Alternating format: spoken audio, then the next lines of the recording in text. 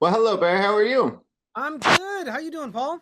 Doing great. Great to see you here. And looks like you're in the studio where all the magic happens. Where's I gonna say Yeah, the layer, right? yeah. I mean, it's or my prison from which I am rarely let out of solitary. You've got a little chain below you, right? Just yeah, man. Like I'm like Celebrimbor, dude. I gotta chop my thumb off if I want to get out of here. Oh my gosh. Well, we're happy that you're there because that means we get great new music, which we're excited about. And then of course, Lord of the Rings, man, like yeah, it's like so many other things like it's like a your childhood dream come true, right? To work on these things that you grew up with, right? Yeah, man. It's I'm living the dream. I mean, it's I wake up every day and I get to work on stories that inspire me, and work with people that inspire me. So it's pretty great. And what was it about this Lord of the Rings that was so special to you? I mean, Lord of the Rings is my gateway into fantasy when I was a kid. Yeah. And the books and even the weird animated movies imprinted on me super Yeah. young, right? The Peter Jackson films came out when I was a little older. I was in college, just about to graduate college when they came out. Um, but they, forever impacted me, and um, this was just a world that I felt like I lived in. And there are Mhm. so few of those, really. I think everybody aspires to make that. Um, but in a way, Tolkien showed us how to do it. And Yeah. everyone is chasing him. Everyone is in his shadow, right?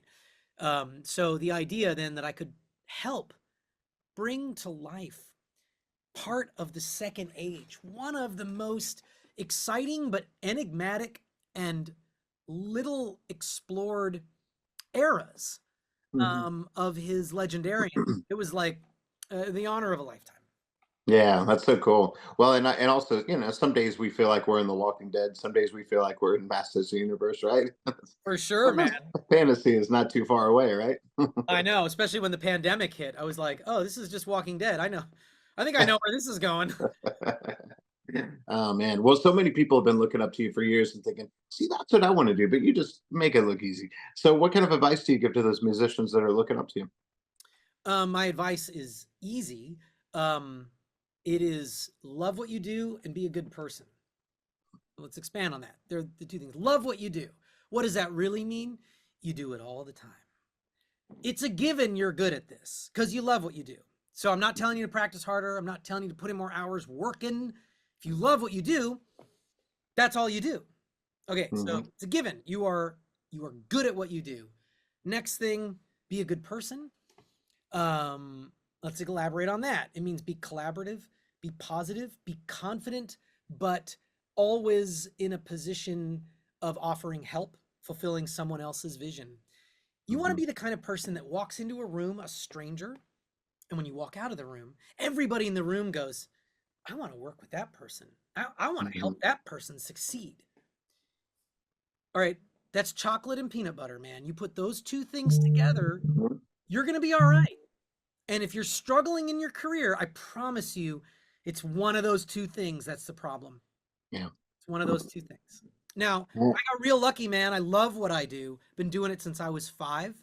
Hmm. I always accumulated people. Even when I was in high school, I was like, I wrote a song, come over and play it. And you're so good at that. Let me reshape my music to match you. Let me do your student film. Let me come over and hang out. Let's write a comic book together. Like I'm it's I feel a little hypocritical because I'm telling other people are asking me for advice and I go, well, this is what I would do, even though I didn't have to work to do those things. Hmm.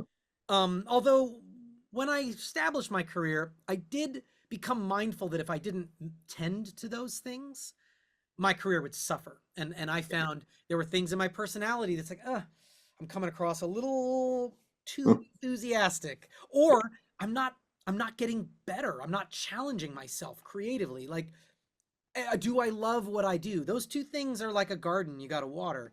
Um, Everything else is meaningless. Don't ask me what software do you use or any of that shit. Like Yeah. nothing else matters other than those two things.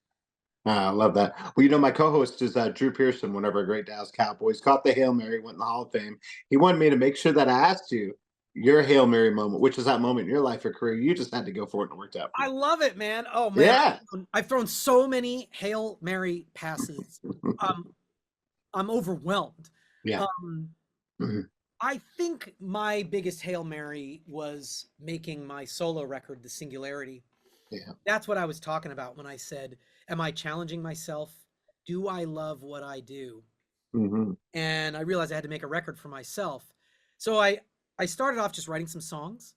But I mean, you want to talk about a Hail Mary pass? Yeah. It came out and it has Serge Tankian from System of a Down, Rufus Yeah. Wainwright, Corey Taylor from Slipknot, Slash, Jens Kidman from Meshuggah, Scott Ian from Anthrax, Kim Thale from Soundgarden, Hmm. Ivor.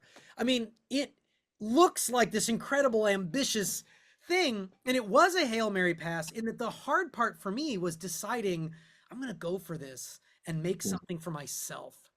Hmm.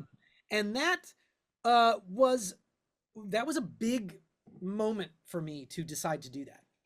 Yeah. Well, part of that, we talk about that on the show is that success mindset that you have to have, even if you're not feeling it. And, as creative types, we're notoriously hard on ourselves. So, what do you keep in mind that keeps you on the right path? I know you got something good there.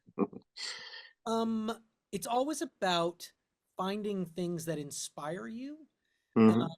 Again, if it's like you're not working hard enough, isn't necessarily the right mindset. If it feels like work, go work in a bank, man. You'll make more money, right? This is play. This is creative freedom. So, as an artist, I have found I've had to safeguard that because sometimes you have that in your film and TV career, and other times you don't. Um, and by starting work on my first Broadway show called Particle Fever, it's going to go into. We did 2 readings this year. It's going to go into Amazing. an off Broadway production next year. And by doing my solo record, I started looking for creativity outside of, you know, where I was. Sometimes people ask me, well, what do you do when you have an idea for a film and the director doesn't like it? What do you do? And I'm like, I throw it out. What's the question? There's no trick here. If you're not happy with that, you need to find happiness elsewhere. Go do Hmm. something else with that idea, which is exactly what I did. I've also been very lucky because of the aforementioned be love what you do, be a good person. I've been very fortunate in my career and I've worked a lot. When you work a lot, the more often you work, it's like spinning a roulette wheel, right? Like once in a while, you just keep spinning it, you're going to win. And that's where I land on projects like The Lord of the Rings, The Rings of Power, where I have the kind of creative freedom that I want and crave. Every artist would crave. I'm working with amazing, sweet, talented people that I am learning from. I'm bringing in people from my metal record, Jens Kidman Yeah. and Rufus Wainwright, and it's Lord of the Rings, and there's an audience for it. So it's like Hmm. that is almost like the reward for surviving 20 years in this business. Is it like I spun that roulette wheel enough that I landed on that. So it's pretty great. But truly, I love what I do every day. So that makes it, I don't want to say easy, but the rest of it falls into place. If you just know you're going to get up in the morning and do this one thing, you're going to be all right. Yeah. What are you working on today in the Mad Laboratory? Ooh, ooh. I am perhaps working on a follow-up to my metal record. Oh, good. I love it. See, now that makes us happy. This is good. Now, will we get to see some of this live though? Yes, I am. Okay, I'm going to be announcing some dates in the spring good. soon. The announcement's coming soon. But for any fans in Europe, I hear you Mhm. and stay tuned. Okay, good. And so for Lord of the Rings, what's been your favorite track to work on this season? I mean, it's not just because we were talking about my Yeah. metal record. The last ballad of Damrod featuring Jens Yes. Kidman. The reason is that it is the most dangerous, the most outside the box, the weirdest, and in a way, like has more of my personality than arguably any of the others, or Mm, just a different side of my personality, right? It's the kind of thing where, like, I think Galadriel's theme is very beautiful, yeah. but I think that many composers, given the opportunity to write music for Galadriel, would write something similar. Like I Hmm. think she's a beautiful, noble character. Um, But Damrod doing a death metal song in Lord of the Rings, Mhm. that's one of those weirdo decisions Yeah. that many other composers, would not make. So I feel Right. really delighted, that not only I got to do it, but that it worked so well. And then fans Yeah. embraced it. I mean, it, I feel like I got to discover something about Middle Earth that we didn't know yet. And that was pretty cool. Mhm. Yeah, that's so cool. Well, then last thing, of course, you've got so much going on right now, but what else that we haven't discussed is coming up because you always have things to look forward to. Oh man, there's a lot of stuff on the horizon, some of which I can talk Hmm. about, a lot of which I can't. Hmm. But I'm very excited to return to working with my studio Sparks and Shadows on Percy Jackson and the Olympians season 2, Yes. um, Yeah. which is really fun, almost like the sort of yin yang to Lord of the Rings. It's so Hmm. um, geared, I think, for a little younger audience, but adults can dig it. I have a blast on Percy Jackson, and I'm working on a new season of Foundation for Apple, um, Good. which is just an incredible canvas to Hmm. paint on. And like I said, I've got my knock on wood, in the next 18 Yep. months or so, my Broadway show will start getting some performances, and I'm working on a new record with some pretty killer new artists that I'm excited about. So there's a lot coming. And yeah, just follow me on my socials for when all that breaks. Yes. That's awesome. Well, it's a good time to be you. And hey, congrats on, the Kevin Smith this year and also Masters of the Universe. So hey, Thanks, man. more. Yeah, I love it. All right. Yeah, the 4:30 movie was a blast. So good. Such a good movie.